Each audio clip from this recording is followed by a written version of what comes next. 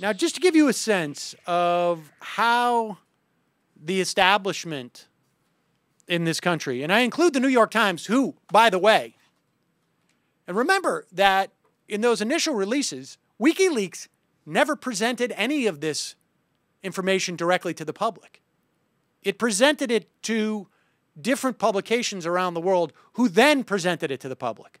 I never read any of those cable dispatches at wikileaks.org or in any place other than the New York Times, The Guardian, and a couple other publications around the world. Here's the New York Times reporting on this story. It goes through the facts. Ecuadorian Foreign Minister Ricardo Pantino at a news conference in Quito set a defiant tone over pressure from Britain. Pantino said he hoped Britain would permit Assange to leave the embassy in London for Ecuador, a request Britain has rejected, saying it has a legal obligation to extradite Mr. Assange to Sweden, where he is wanted to face questioning about allegations of sexual misbehavior. The British Foreign Office said it was disappointed by the Ecuadorian announcement, but remained committed to a negotiated outcome to the standoff. Those close to Mr. Assange said one reason he does not want to be sent to Sweden is fears being charged with crimes in the United States for the release in 2010 of thousands of secret documents and diplomatic. I don't see anything here where it says the New York Times also released those. Right? I mean,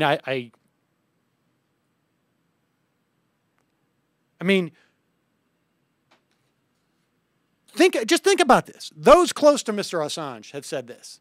No one else, except for those who have a vested interest and a relationship with Mr. Assange, according to the Times. One reason why he doesn't want to be sent to Sweden is he fears being charged with crimes in the United States. That appears to be the only reason. He has specifically said publicly, I'll go if you can promise me not to be extradited there. You can question me here. I'd like to know what the other reasons that the New York Times seems to think exist that he is unwilling to go to Sweden. And this notion of the release of thousands of secret documents and diplomatic cables, who did they release them to? Not to the public, but to publications that released them to the public.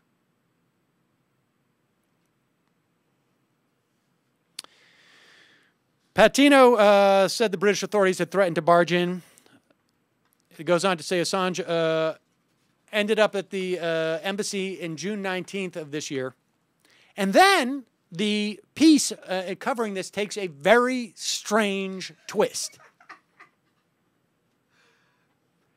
It mentions that the WikiLeaks founder sleeps on an air mattress in a small office which has been converted into a bedroom, according to an account of those who had visited him in the embassy.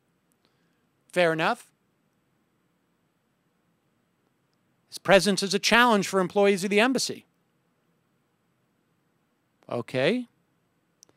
And then it goes into Mr. Assange, who previously lived a nomadic existence, staying in the homes of friends, has developed a reputation as a unique house guest.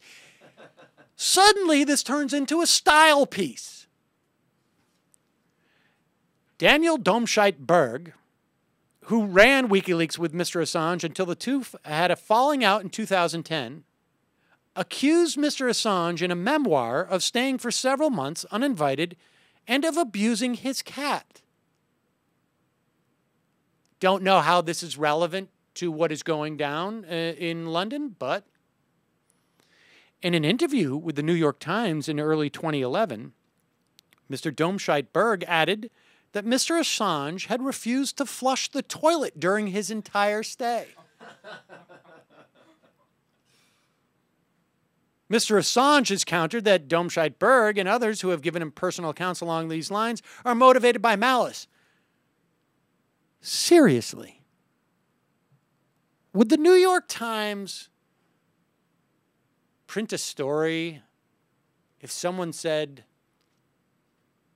back when he was a non-candidate, Mitt Romney came to our house and didn't lift the toilet seat when he went to the bathroom? I mean, is there any relevance to the idea that Assange didn't flush the toilet somewhere at some time or even repeatedly? This is just stunning. It's just stunning.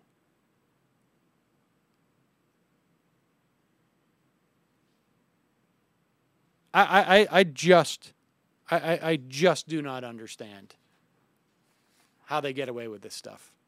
I really don't. I mean, you know, there is no conspiracy theory after you read something like this that doesn't make sense.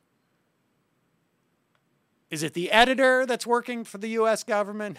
Is it the writer?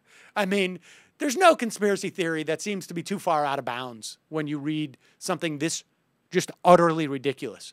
Maureen Dowd wouldn't write this.